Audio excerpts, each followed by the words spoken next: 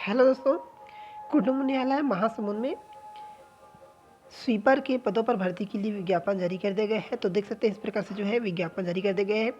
यहाँ पर देख सकते हैं दोस्तों, आवेदन पत्र प्रस्तुत करने की जो अंतिम तिथि है वो 7 फरवरी 2025 शाम 4 बजे तक है। यहाँ दिए गए हैं कुटुंब न्यायालय स्थापना महासमुंद छत्तीसगढ़ के अंतर्गत अतिरिक्त आकस्मिकता निधि से वेतन पाने वाले कर्मचारी स्वीपर के पदों पर भर्ती के लिए जो है योग्य इच्छुक अभ्यर्थियों से जो है आवेदन आमंत्रित किया गया दोस्तों। तो देख सकते हैं यहाँ पर जो है आपका जो रिक्त पद का विवरण दिया गया, यहाँ पर आकस्मिक निधि वेतन पाने वाले कर्मचारी स्वीकर पद का नाम है दोस्तों। और इनका जो पद संख्या है वो एक ही है। इसमें जो है अनुसूचित जनजाति मुक्त यानी कि महिला पुरुष दोनों ही अप्लाई कर सकते हैं। यहाँ पर देखिए दोस्तों, जैसे ही आवश्यकता अनुसार संख्या में कमी या फिर वृद्धि किया जा सकता है। यहाँ पर अब भर्ती का शर्तें देखते हैं दोस्तों। तो दोस्तों यहाँ पर जो वेतन रहेगा वो कलेक्टर महासमुंद द्वारा निर्धारित दर पर दिया जाएगा। यहाँ पर किसी मान्यता प्राप्त बोर्ड से जो है 8वीं कक्षा उत्तीर्ण होना चाहिए। यदि अनुभव वगैरह है तो अनुभव वगैरह भी अप्लाई कर सकते हैं। विज्ञापित पद अनुरूप स्वीपर का कार्य करने वाले अभ्यर्थियों को प्राथमिकता दिया जाएगा। यहाँ पर स्पष्ट लिख दिया गया है जो स्वीपर के काम करने वाले अभ्यर्थियों को जो ही आपका जो प्राथमिकता दिया जाएगा, यहाँ पर नोट करके दिया गया है। उक्त पद हेतु 12वीं से अधिक शैक्षणिक अर्हता वाले अभ्यर्थी आवेदन प्रस्तुत नहीं करेंगे। इस प्रकार से बोला है, यानी कि 12वीं से अधिक जो अभ्यर्थी अधिक पढ़े हैं 12वीं से ऊपर, तो उन लोगों के लिए जो है यहाँ पर आवेदन नहीं कर सकते। दोस्तों इस यहाँ पर साफ साफ लिखा है। यहाँ पर और लिखा है तत्संबंध में अभ्यर्थियों को उनकी शैक्षणिक योग्यता के संबंध में जो है संलग्न घोषणा पत्रों को प्रस्तुत करना पड़ेगा। यानी कि घोषणा पत्र देकर दोस्तों नीचे में बात करेंगे, जब हम लोग फॉर्म भरेंगे तब बात करेंगे कि किस प्रकार से इस घोषणा पत्र दिया गया है। नीचे आते हैं दोस्तों, यहाँ पर आयु सीमा की बात किया गया है। यहाँ पर देख सकते हैं 1 जनवरी 2025 को 18 वर्ष की आयु पूर्ण होना चाहिए और अधिकतम जो है 35 वर्ष होना चाहिए। लेकिन जो छत्तीसगढ़ राज्य द्वारा स्थानीय या मूल निवासियों को जो है आयु में छूट दिया जाता है, तो छूट को मिलाने के पश्चात जो है 40 वर्ष से अधिक नहीं होना चाहिए। यहाँ पर और कुछ आपका जो इम्पोर्टेंस पॉइंट दिया गया दोस्तों उसे कवर करते चलते हैं। छत्तीसगढ़ राज्य के स्थानीय निवासी अन्य विशेष वर्ग जैसे कि अनुसूचित जाति जनजाति, अन्य पिछड़ा वर्ग, महिला, भूतपूर्व सैनिक, दिव्यांग वगैरह के लिए जो है ये आपका छूट से संबंधित इसमें बात किया गया दोस्तों। जो पॉइंट है हम लोग बात किए हैं। यहाँ पर छूट से संबंधित और कुछ पॉइंट्स दिए गए दोस्तों, वो उतना काम का नहीं है। ये जो ऑफिशियली काम का रहता है स्पष्टीकरण वगैरह है। नीचे आते हैं,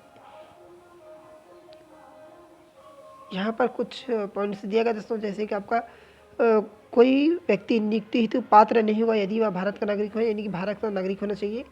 और कोई व्यक्ति जिसकी एक से अधिक पति या पत्नी जीवित हो, उन्हें इन पदों के लिए जो है पात्र नहीं माना जाएगा।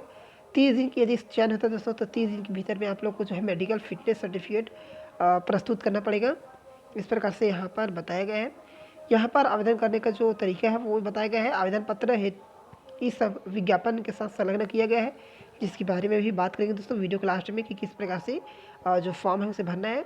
फॉर्म को भरने के पश्चात दोस्तों आप लोग को जो दिनांक दिया गया है 7 फरवरी 2025 की संध्या 4 बजे तक बंद लिफाफे में, जिस पर स्पष्ट रूप से आदित पद का नाम एवं वर्ग लिखा होना चाहिए, कार्यालय न्यायाधीश कुटुंब न्यायालय महासमुंद, पिन कोड नंबर दिया गया है 4934 जो 45 के पते में रजिस्टर्ड पोस्ट या फिर स्पीड पोस्ट के माध्यम से जो है भेजना है दोस्तों।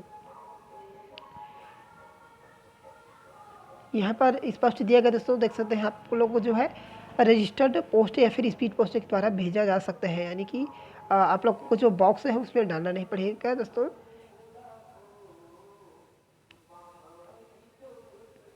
यहाँ पर और एक पॉइंट दिया गया है, जैसे कि आप लोग देख सकते हैं यहाँ पर तो बताया गया है कि आपका जो रजिस्टर्ड पोस्ट या स्पीड पोस्ट के द्वारा भेज सकते हैं, अन्य किसी माध्यम से प्रेषित आवेदन पत्र पर विचार नहीं किया जाएगा। यानी कि दोस्तों आप लोग स्वयं वहाँ कार्यालय में जाकर आप लोग जो बॉक्स वगैरह रहता है उसमें डालते हैं, वो यहाँ पर नहीं डालना है। आप लोगों को जो है स्पीड पोस्ट करना है, यहाँ पर स्पष्ट बता दिया गया है।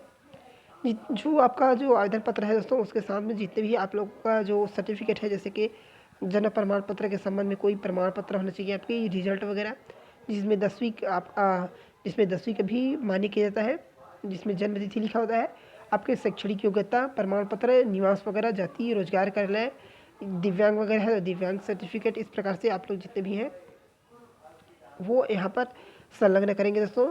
और जितने भी आप लोग संलग्न करेंगे उसमें जो है 100 प्रमाणित होना अनिवार्य है दोस्तों। यहाँ पर फ़ोटो के संबंध में दिया गया है जानकारी। आवेदक आवेदन पत्र पर अभी प्रमाणित पासपोर्ट साइज का नवीनतम रंगीन पासपोर्ट फोटो चिपकाना है दोस्तों। अभी बात करेंगे नीचे जब फॉर्म भरेंगे तब। और यहाँ पर जो फॉर्म भरने के लिए जो उपयोग किया जाना है आपका पेन, वो रहेगा नीले बॉल पेन या डॉट पेन से ही आप लोगों को फॉर्म भरना है दोस्तों। और यहाँ पर कुछ कुछ पॉइंट्स दिए गए दोस्तों जो जनरली सबका सेम रहता है, वो यहाँ पर दिया गया है। चयन प्रक्रिया के दोस्तों यहाँ पर दिए गए चयन प्रक्रिया, तो यहाँ पर आकस्मिक निधि से वेतन पाने वाले कर्मचारी स्वीपर के पद हेतु 12वीं से अधिक शैक्षणिक वाले अभ्यर्थियों को जो है अपात्र माना जाएगा। यहाँ पर अभ्यर्थियों का जो है भर्ती समिति द्वारा दक्षता कौशल परीक्षा आयोजित किया जाएगा। दक्षता कौशल परीक्षा में प्राप्त अंकों के आधार पर ही चयन एवं प्रतिशत सूची तैयार की जाएगी, यानी कि आपका दक्षता दिया जाएगा दोस्तों, यानी कि फिटनेस वगैरह का, यानी कि काम करने का आपका जो तरीका वगैरह है वो उसे देखा जाएगा। तो यहाँ पर जो जो पॉइंट्स हैं वो दिया गया है। तो दोस्तों जो जो पॉइंट कुछ कुछ हम लोग जो छोड़ चुके हैं और उतना ज़्यादा इंपॉर्टेंट नहीं था, उसे एक बार आप लोग सरसरी तौर से पढ़ लीजिएगा। दोस्तों ये जो PDF है वो हमारे व्हाट्सएप ग्रुप और टेलीग्राम में मिल जाएगा, वहाँ से आप लोग इसे प्राप्त कर सकते हैं। अब दोस्तों यहाँ पर जो पॉइंट्स दिया गया है वो थोड़ा सा देखते हैं हल्का से। यहाँ पर कौशल परीक्षा के संबंध में बताया गया है, जो 50 अंक का रहेगा वो यहाँ पर बताया गया है। अब दोस्तों इसमें इंपॉर्टेंट नहीं दिया गया है, तो अब देखते हैं सीधे हम लोग जो फॉर्म वगैरह है वो किस प्रकार से आप लोगों को भरना है। तो यहाँ पर देख सकते हैं, यहाँ पर आप लोगों को जो है फ़ोटो चिपकाना है दोस्तों। फ़ोटो चिपकाने के बाद तिरछा इस प्रकार से जो है सिग्नेचर करना है। आवेदित पद का नाम लिखना है, तो यहाँ पर सिर्फ एक ही पद है स्वीपर का, तो यहाँ पर स्वीपर लिख सकते हैं या पूरा लिख सकते हैं आकस्मिक निधि से वेतन पाने वाले कर्मचारी स्वीपर। आवेदक का नाम लिखना हिंदी में, नीचे में आना है आपको बड़े अक्षर में जो है आवेदक का नाम लिखना है अंग्रेजी में। तीसरे नंबर में यहाँ पर जो है अपना लिंग सेलेक्ट करना है। चौथे नंबर में पिता या पति का नाम लिखना है। पाँचवें नंबर में जो है एड्रेस लिखना है, और ब के अंतर्गत जो भी आपका स्थायी एड्रेस है वो लिख सकते हैं। उसके बाद जो है नीचे में आपका जन्मतिथि अंकों में लिखना है दोस्तों यहाँ पर, और शब्दों में भी यहाँ पर लिखना है। उसके बाद जो है 1 जनवरी 2025 को आयु लिखना है आपका, कितना वर्ष कितना माह और कितना दिन चल रहा है वो यहाँ पर लिखेंगे। आप लोग इसे कैलकुलेट कर लीजिएगा दोस्तों। 1 जनवरी 2025 को आपका आयु कितना था वो यहाँ पर पूछा है कि आवेदक छत्तीसगढ़ का मूल निवासी है, तो यदि है तो हाँ लिखेंगे।